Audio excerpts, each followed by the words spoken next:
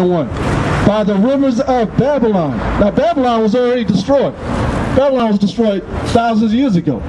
So this is way before David's time. All right?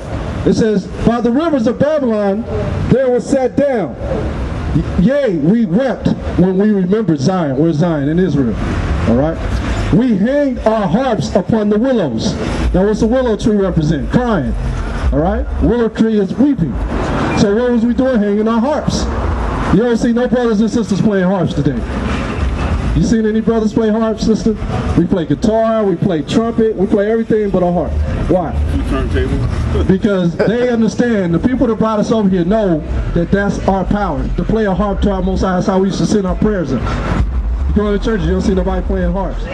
You go in the book of Revelation, it's going to say, in order for the angels to hear us, we had to play our harps.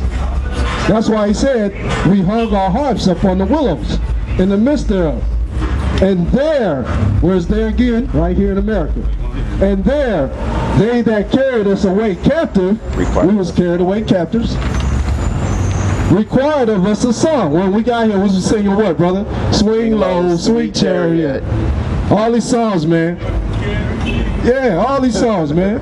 And that's talking about the chariot that came and got Elijah up. Elijah, when he wanted to leave, a chariot came and got him. Out the sky, tornado. All right? Came and took him to the Most High. So that's what they required us to do, because we can sing. Look at our brothers and sisters. We sing better than anybody. You look at Patti LaBelle. Patti LaBelle can out-sing any white woman. You put her up next to Celine, what her name is? Celine Dion? Yeah. Big Celine nose. Dion. She'll blow her out the water, man. Big nose, Celine Dion. She'll blow her out the water. You know, all our people that's in the music industry can out-sing anybody else. All right? Michael Bolton, they got nothing on. Luther Vandross. Yeah, Luther Vandross. That's how you know who we are, based on our characteristics. Based on the Bible, the Israelites had the same characteristics. This is how we know who we are. There's many, many prophecies of who we are. Where you at, huh? Okay, let me read a little bit more. It says, how shall we sing the Lord's song in a strange land? What are we singing? All those songs in a strange land. Our fathers never knew this place. It says, if I forget you, O Jerusalem, let my right hand forget her cunningly. The Most High has forgotten his people. He has forgotten us, those who have forgotten him. All right? This brother's about to bring this verse out. Bring that out. 1 Kings 8:47. 1 Kings 8:46.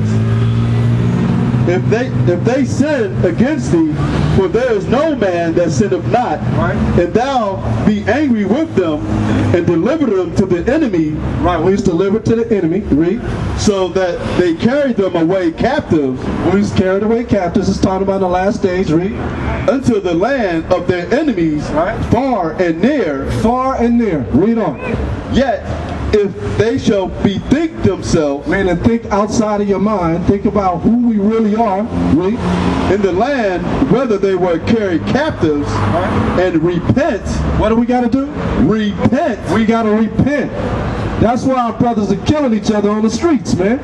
You ever wonder why a brother get killed for no reason? Well, he probably killed somebody 10 years ago. All right? An eye for an eye, a tooth for a tooth. If you don't repent, you're going to get killed the same way you killed somebody. It's heavily upon our people, the Israelites, the Negroes, Latinos, and American Indians. That's why there's so much killing in Oakland, because none of our people are keeping the commandments. That's the reason why we're killing each other. That's the reason for drugs coming into our community, because none of our brothers and sisters are keeping the commandments and pushing that madness out of our communities. This is the reason. This is our answer. This is our medicine.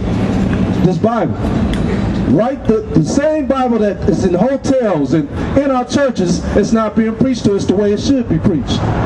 This is our history book. This is our heritage book. It's not a religious book. Give me Deuteronomy 4:5. When Moses went up on the mountain, the Most High didn't say, I'm going to give you Christianity. He didn't say, I'm going to give you Islam. Let me show you what the Most High brought to the children of Israel. Read that. Deuteronomy 4:5. Deuteronomy 4 verse 6.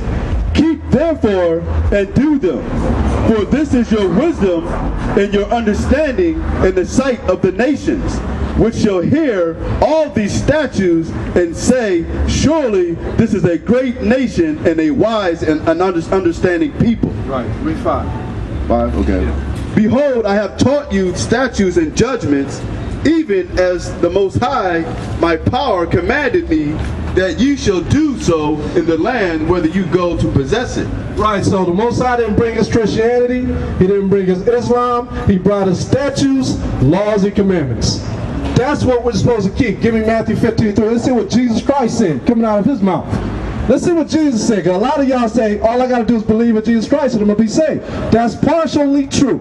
But you also got to keep the commandments, or you're going to say to him in that day, Lord, Lord, didn't I prophesy in your name? Didn't I dream in your name? He's going to say, you never knew my Father. Because why? Because you didn't keep the commandments. Give me Matthew 15:3. Matthew 15, verse 3. But he answered and said unto them, why do you also transgress the commandments of the Most High for your tradition? Right, he said, this is Jesus Christ. He said, why do you transgress me to break the laws of the commandments? Instead of doing the righteous thing, you're going to go and break them by what? Keeping other traditions. Thanksgiving, Christmas, Easter, all these things came when we came to America. Our people never had to do that in other lands. We did it right here in America. We following what our enemies did. Sister, you know what salvation means? You know what salvation means? The salvation that you believe in God, that His Son died and raised for you, and that He lives. That's right. And you live Luke through 1:69. That we live through Him. That's right. That's right.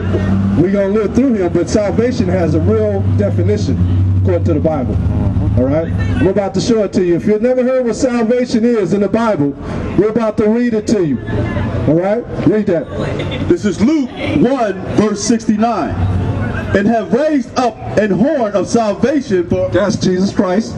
For us in the house of his servant David, as he spake by the mouth of his holy prophets, which have been since the world began. So his prophets spoke about salvation too. Read. That we should be saved from... Wait a minute, he said we should be saved. Okay, now it's going to tell you from what? That we should be saved from our enemies. From our enemies. That's what salvation is. Salvation from our enemies. From our enemies. When the Israelites left Egypt, weren't they saved? When Noah got on the ship, wasn't he saved from the wicked? Right. That's what salvation is, sister. Being saved. Being saved from your enemies. Because right here in this land, we cannot do what we want to do. Everything we set our mind and our heart to do, we can't do it because we have to go where? Go get a permit, go get a license. We can't grow stuff in our yard now because now they got helicopters flying over, checking, see if we got anything other than marijuana in our yards. You know what I mean? Growing plants and stuff like that. I mean, everything that we do, we have to go under the hands of our enemies. So we need to be saved because, look, let me ask you this, sister. When Jesus Christ is on the earth, what was the first miracle he did? He turned water to wine. Right. Okay. Now what happened to the people at the liquor stores? Oh, you know they didn't like that. They didn't like it, right? He done made wine. Now the liquor store is shut down for the day. Put them out of business. All right. What's another thing? He raised people from the dead, right? So what happened to the mortuary? They mad too. They mad too now, right? They mad too because now they can't build casket for the dead because Christ has raised the people for the dead. Right? Oh, yeah, sister. See, when Christ comes, all the stuff that we're doing today, all right, sister, everything that we're doing, sister, today, we got to go to the hands of our enemies. When Christ came, he bankrupted the system. He fed what? 5,000, right? When he fed 5,000, what happened to the bread makers and the fish producers? They went out of business that day. Give it to my son. All right? This is why we got to come out. Okay. Where you guys be? We be all over, sister, all over.